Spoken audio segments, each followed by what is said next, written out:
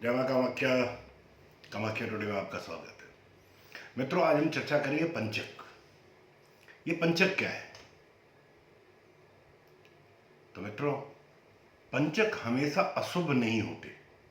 ध्यान रखें, पंचक हमेशा अशुभ नहीं होते। जब चंद्रमा गोचर में कुंभ और मीन राशि में स्थित होता है तो यह समय पंचक का माना जाता है। दोबारा एक बार सुन लें। जब भी चंद्रमा गोचर में कुंभ और मीन राशि में स्थित हो तो यह समय पंचक का माना जाता है। पंचक की समय अवधि 5 दिन की होती है, इसलिए पंचक कहा जाता है। एक आम धारणा यह है कि पंचक अशुभ है। पंचक होता क्या है और कितने प्रकार का होता है, ये जाने बिना हम किसी अवधि को अशुभ कैसे मान लें। शुभ और अशुभ पंचक कौन कौन से होते हैं, इसके बारे में जानिए। इसके बारे में हम अब चर्चा करते हैं आपसे। हिंदू धर्म में हर शुभ काम अच्छा मुहूर्त देखकर किया जाता है। भारतीय ज्योतिष के अनुसार अशुभ समय में किए गए काम का परिणाम अच्छा नहीं होता, या यूं कहें कि मनचाहा परिणाम नहीं मिल पाता। यही कारण है कि पंचक में बहुत से शुभ काम करने की मनाही होती है। हम पंचक में बहुत सारे शुभ कामों को टाल देते हैं कि पंचक की अवधि खत्म हो फिर हम वो शुभ काम करेंगे। पंचक के अंतर्गत घनिष्ठा, सतभिषा, उत्तरा भाद्रपद, पूर्वा भाद्रपद व रेवती नक्षत्र आते हैं। इतने कितने तरह के पंचक होते हैं? ये पंचक जो 5 दिन का है, एक पहला पंचक के बारे में हम बात करेंगे, रोग पंचक। रविवार को शुरू होने वाला पंचक रोग पंचक कहलाता है। इसके प्रभाव से ये 5 दिन तक शारीरिक और मानसिक परेशानी देने वाला समय होता है।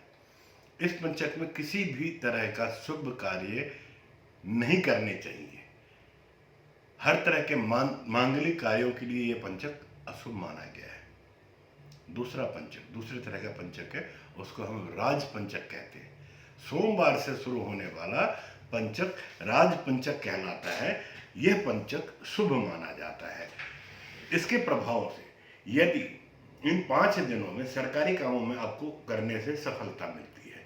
राज पंचक में संपत्ति से जुड़े हुए काम, अचल संपत्ति, कुछ प्रॉपर्टी लेनी हो, आप गृह निर्माण करना हो, ये सब काम आप इस पंचक में, जिसको हम राज पंचक कहते हैं, कर सकते हैं। करना शुभ रहता है। तीसरा पंचक अग्नि पंचक कहलाता है। मंगलवार को शुरू होने वाला पंचक अग्नि पंचक कहलाता है।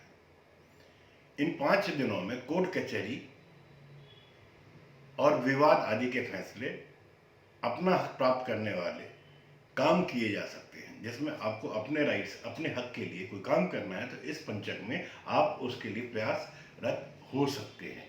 उसके लिए आप आगे बढ़कर काम कर सकते हैं। इस पंचक में किसी भी तरह का निर्माण कार्य, औजार और मशीनरी कामों की शुरुआत करना, इंडस्ट्री से रिलेटेड, किसी गाड़ी घोड़े से रिलेटेड, अशुभ माना गया है। इसमें नुकसान होने की संभावनाएं अधिक होती है। चौथा पंचक मृत्यु पंचक। शनिवार को शुरू होने वाला पंचक मृत्यु पंचक कहलाता है। नाम से ही पता चल रहा होगा कि अशुभ दिन से शुरू होने वाला है। ये पंचक मृत्यु के बराबर परेशानियां देने वाला होता है। इन 5 दिनों में किसी भी तरह के जोखिम भरे काम नहीं करने चाहिए। इसके प्रभाव से विवाद, चोट, दुर्घटना, किसी भी तरह का अप्रिय घटना होने का खतरा बना रहता है। एक अन्य पंचक है, उसको हम चोर पंचक कहते हैं। जी हाँ, चोर पंचक। शुक्रवार को शुरू होने वाला पंचक चोर पंचक कहलाता है। विद्वानों के अनुसार, बुद्धिजीवी और ज्योतिष शास्त्रों के अनुसार इस पंचक में आपको यात्रा करने की मनाही है। इस पंचक में आप लेन देन, व्यापार या किसी भी तरह के कोई सौदा करते हैं, उसमें हानि के होने के अधिक प्रबल चांसेस होते हैं। किसी भी तरह के सौदे नहीं करने चाहिए। इससे आपको धन हानि होने की संभावनाएं बनी रहती है। अन्य पंचक जो है, इसके अलावा बुधवार गुरुवार को होने वाले पंचक भी हैं। मित्रों,